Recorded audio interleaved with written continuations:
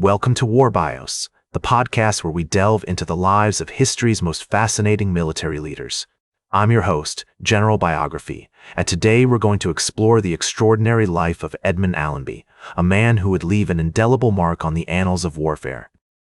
Born on April 23, 1861, in Brackenhurst, Nottinghamshire, England, Allenby's early years were marked by a quiet, rural existence that would shape his character and lay the foundation for his future achievements.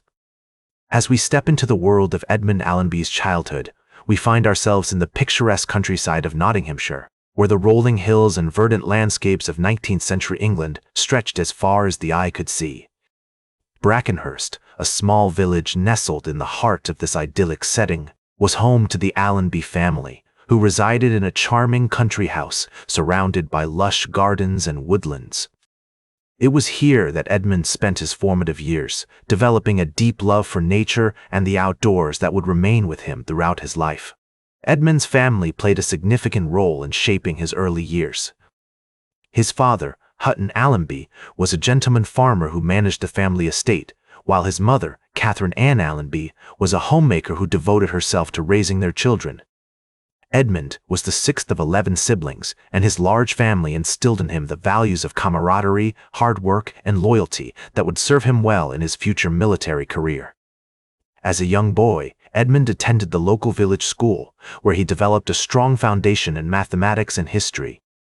His academic prowess and curiosity about the world beyond Brackenhurst led him to Marlborough College in Wiltshire, a prestigious institution known for its rigorous academic programs and emphasis on character development. It was at Marlborough that Edmund excelled in mathematics, particularly geometry and trigonometry, which would later serve him well in his military career as he navigated the complexities of battlefield tactics.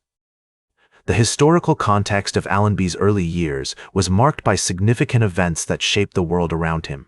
The Crimean War had recently ended, and the British Empire was expanding its colonial reach, with the Industrial Revolution transforming the economy and new technologies emerging. These developments would eventually influence Edmund's own path as he navigated the complexities of a rapidly changing world. In 1880, after completing his education at Marlborough, Edmund decided to pursue a career in the military, following in the footsteps of his older brother, who had joined the Royal Navy. This decision would set him on a path that would take him to distant lands, test his courage and resolve, and ultimately lead him to become one of the most celebrated generals of his generation. As we follow Edmund through his early years, we catch glimpses of a young man shaped by his family, his education, and the world around him. We see a boy who loved the outdoors, a student who excelled in mathematics, and a cadet who was determined to make a name for himself in the military. These formative experiences would lay the foundation for the remarkable achievements that were to come as Allenby rose through the ranks to become a legendary commander. As a young officer, Allenby's military career took him to various parts of the British Empire, including Africa and Asia. In 1884, he joined the Bechuanaland expedition, where he saw action against the Ndebele people in what is now modern-day Zimbabwe. This early experience of combat would shape his approach to warfare, teaching him the importance of adaptability, cunning, and decisive action on the battlefield. The late 19th century was a time of great upheaval and transformation in Africa, as European powers scrambled to colonize and exploit the continent's vast resources. Allenby found himself at the forefront of this tumultuous period, serving in various campaigns and expeditions that would eventually earn him recognition and promotion within the British Army. One of the most significant experiences of Allenby's early career was his service in the Boer War, where he played a key role in the relief of Kimberley and the defeat of the Boer forces at the Battle of Paardeberg. These victories showcased his tactical brilliance and unwavering determination, earning him the respect and admiration of his peers. As we follow Allenby through this period, we see a commander who is not only skilled on the battlefield, but also deeply committed to the welfare of his troops. He was known for his concern for the ordinary soldier, often going to great lengths to ensure their comfort and safety in the most challenging environments. This leadership style would become a hallmark of Allenby's career, as he inspired loyalty and devotion in those who served under him. The outbreak of World War I marked a significant turning point in Allenby's career, as he took command of the British Third Army on the Western Front.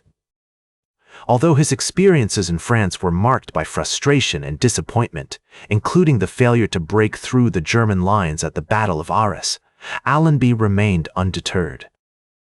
In 1907, Allenby was appointed commander-in-chief of the Egyptian Expeditionary Force, tasked with defeating the Ottoman Empire in the Middle East.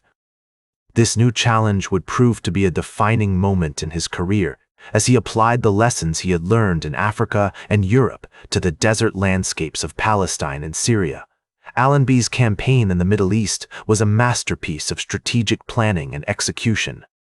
He successfully combined British, Australian, New Zealand, and Indian forces to defeat the Ottoman armies at the Battle of Beersheba, the Battle of Gaza, and ultimately the Battle of Megiddo.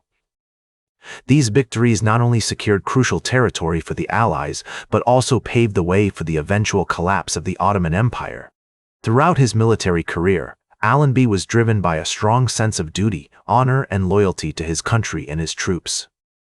He was a commander who led by example, inspiring his men with his courage, integrity, and unwavering commitment to their shared goals.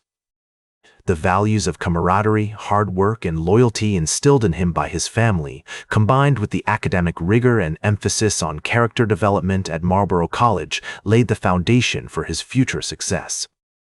After the end of World War I, Allenby was appointed High Commissioner for Egypt and the Sudan, a position that would require him to navigate the intricate world of international diplomacy. He faced numerous challenges in this role, including managing the complex relationships between Britain, Egypt, and the other Allied powers. Despite these difficulties, Allenby remained committed to his duties, working tirelessly to promote British interests while also respecting the sovereignty and dignity of the Egyptian people. One of the most significant achievements of Allenby's tenure as High Commissioner was his role in shaping the modern Middle East. He played a key part in the establishment of the Kingdom of Iraq and the Emirate of Transjordan, both of which would eventually become independent nations.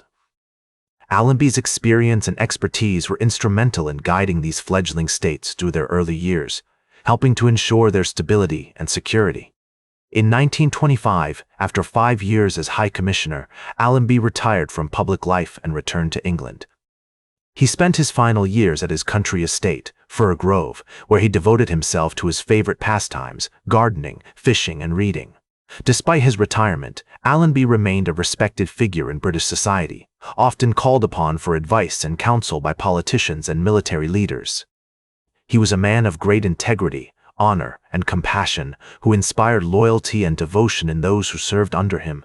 His commitment to duty, his sense of justice, and his unwavering dedication to the welfare of his troops have left an enduring impact on the world. Today, Allenby's legacy can be seen in the modern Middle East, where his efforts helped shape the course of history.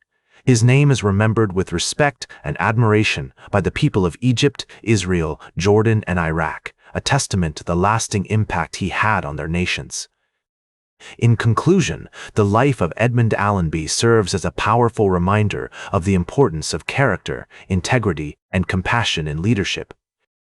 His remarkable story, spanning over 5 decades, has left an indelible mark on history, shaping the course of nations and inspiring countless individuals around the world. As we bid farewell to this extraordinary leader, we honor his memory by remembering the values he embodied: duty, honor, loyalty, and a commitment to the greater good. That's all for today's War Bios. Remember to like, share, and subscribe, and until next time, I'm General Biography reminding you to keep marching toward victory.